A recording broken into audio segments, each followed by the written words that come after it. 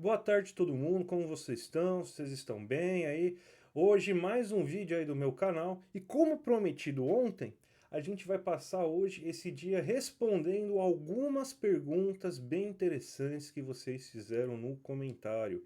Então a gente vai passar hoje por dólar, vai passar por dívida interna e externa, vai falar de questões de poupança e crescimento econômico.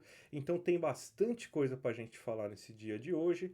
Então, esse vai ser o tema desse vídeo de hoje, respondendo as perguntas dos comentários do YouTube.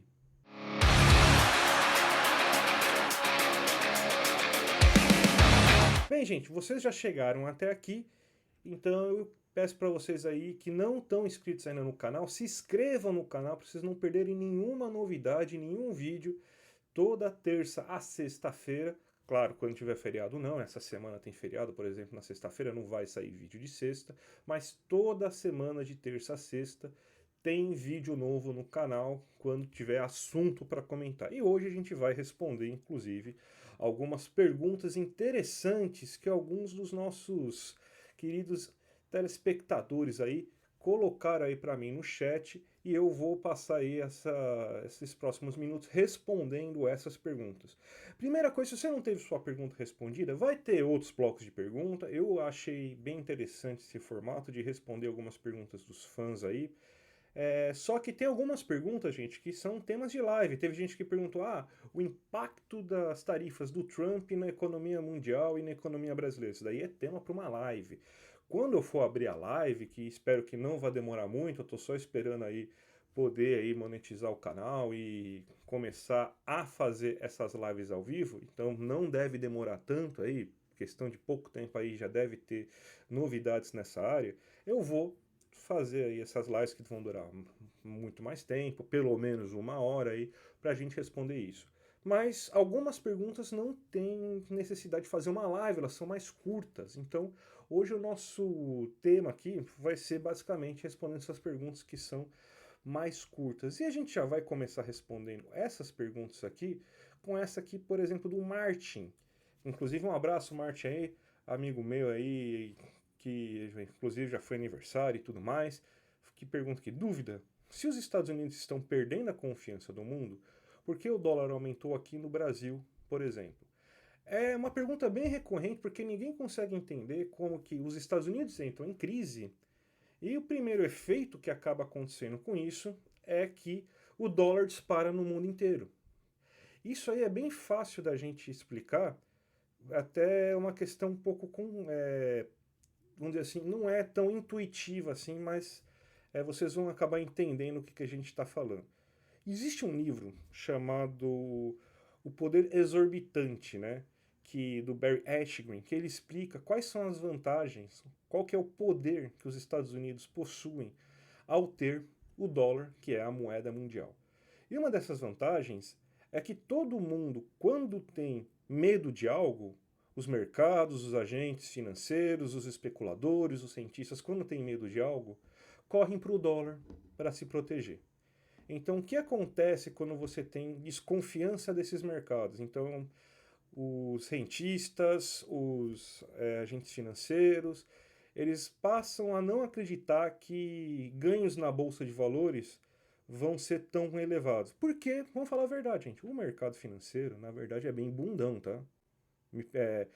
Como falava Caio Ribeiro, me perdoe pela palavra aí, mas a hora já está permitindo, então eles são bem bundões, tá? O que significa isso? Por que eles são bundões? Porque eles não gostam de risco, gente.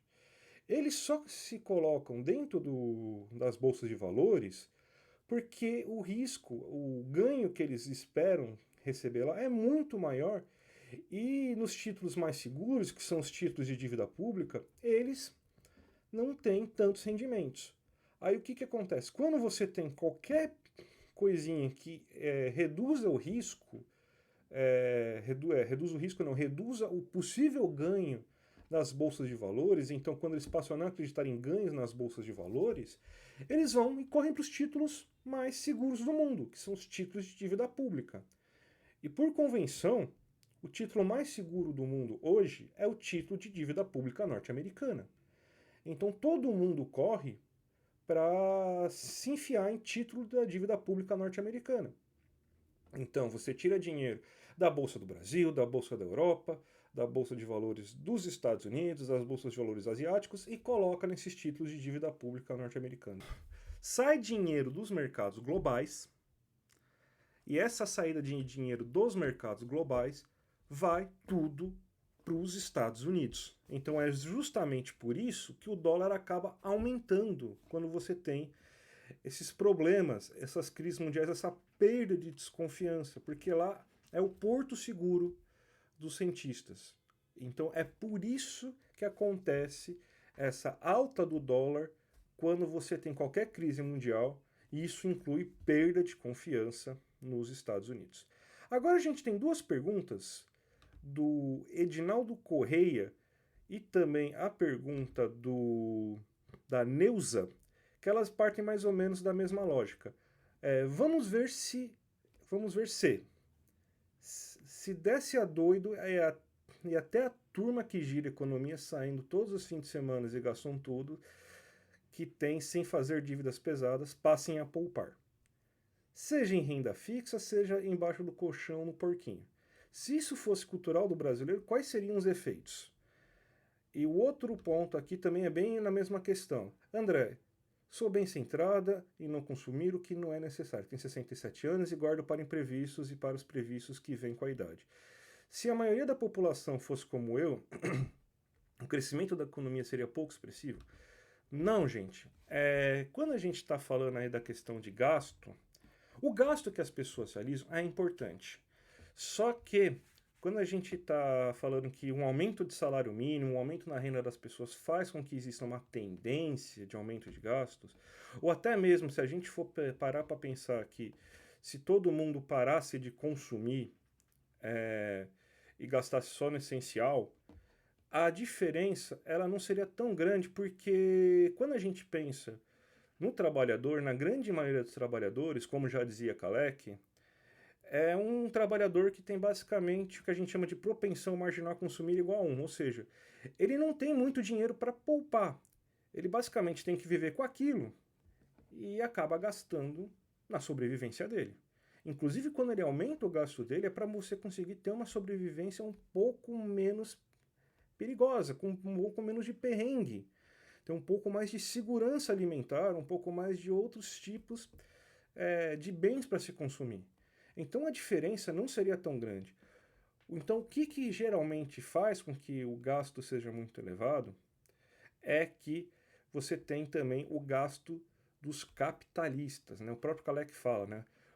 Enquanto os trabalhadores gastam o que ganham, os capitalistas ganham tudo aquilo que gastam. Uma frase bem interessante que, inclusive, se eu tiver tempo aí num capítulo para falar de demanda efetiva, a gente explica sobre isso aí, que é o coração da teoria heterodoxa, tá? Então, quando a gente está falando aqui de que o gasto é importante, a gente está falando de algo muito marginal quando a gente fala em esse aumento de gasto. O mais importante é que, assim, esse aumento marginal, esse pouquinho, faz com que exista uma demanda maior em termos agregados. Então é bem interessante a gente falar isso, porque a macroeconomia não é uma questão assim do indivíduo, é uma questão do agregado. Então quando a gente pensa nisso, nessa questão do agregado, aí você vai ter que existe uma perspectiva de lucro futuro. E aí vai vir um gasto de verdade. Quem faz o gasto de verdade são os capitalistas, são as empresas. Então é aí que está o dinheiro que realmente vai entrar na economia, porque é dinheiro que vai entrar em salário, vai entrar em aumento de renda, e o trabalhador vai acabar gastando aquilo, e que vai acabar gastando quase aquilo tudo, porque ele não tem uma grande capacidade de poupança por culpa dele, não, porque o salário dele é miserável já, em boa parte do tempo. Então basicamente um salário que só dá para sua sobrevivência. Então, quando a gente está falando desse aumento de gastos, tanto que quando a gente fala que quem precisa gastar mais, não é geralmente, a gente não está falando que quem precisa gastar mais é o trabalhador. O trabalhador gastar mais é quase que uma consequência. O gasto de verdade é de quem tem capacidade de gasto, ou seja, dos capitalistas e do governo. Então é isso que a gente está querendo falar quando a gente fala dessa dinâmica de gastos e crescimento. Aí a última pergunta é bem importante, que é do professor Max, que ele pergunta aqui: André, explica por que os países, tal como o Brasil, não quitam a dívida interna e livram desses juros e desse terror que o mercado financeiro fica fazendo com a dívida crescendo. Então, o mundo mudou desde os anos 2000 já, professor. A gente tinha realmente a discussão e a preocupação era em relação à dívida externa. Tanto que o Brasil paga o grosso da sua dívida externa em 2005 para o FMI. Então o Brasil hoje não tem mais uma dívida externa preocupante. A maioria dos países não tem uma dívida externa preocupante. Quem tem é quem tem acordo com o FMI. Por exemplo, a Argentina tem uma dívida externa preocupante. O grande problema hoje, que todo mundo olha, o mercado financeiro fica em cima, é na dívida interna.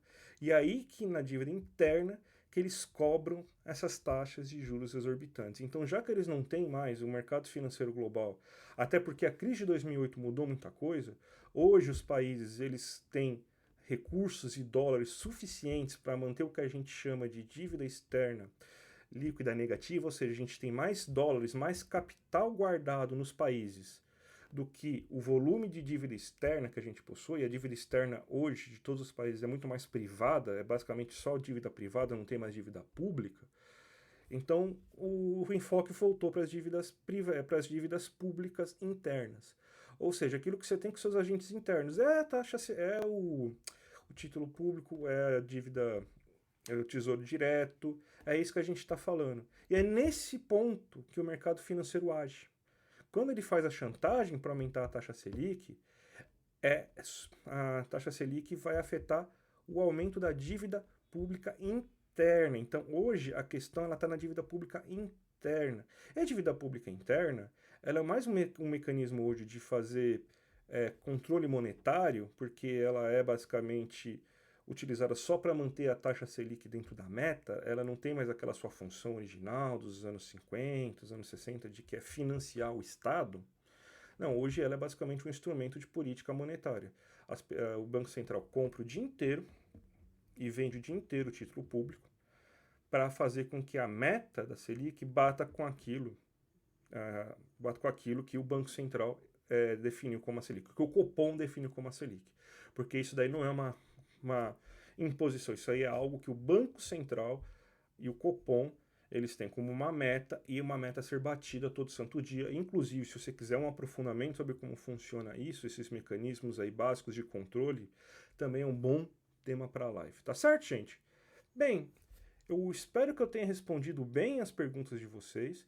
Se vocês curtiram aí, dá um like aí no vídeo. Quem estava esperando aí para ver se queria se inscrever depois desse vídeo também já se inscreve aí para ver se você curtiu o canal. E amanhã, quinta-feira, a gente volta, né? Quinta-feira que vai ser sextou. A gente volta aí para falar de mais algum assunto aí que for aparecer de economia para todo mundo. Tá certo, gente? Então, ó, um grande abraço e até a próxima.